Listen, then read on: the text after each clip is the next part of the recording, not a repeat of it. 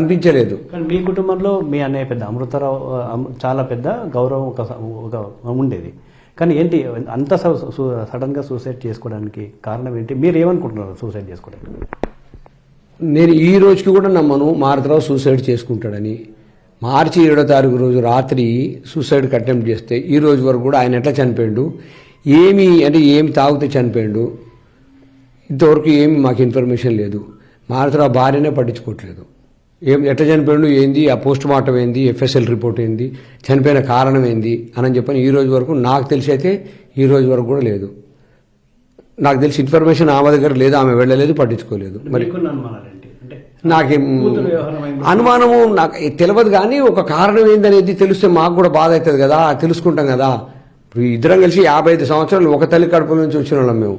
55 సంవత్సరాలు కలిసి పెరిగినాము. ఎట్లా చనిపోయాడు, కారణం ఏంటి కారణం అనేది మాకు అర్థం కావాలి కదా. అది తెలుసుకోవడానికైతే నేనైతే ప్రయత్నం చేయాలి.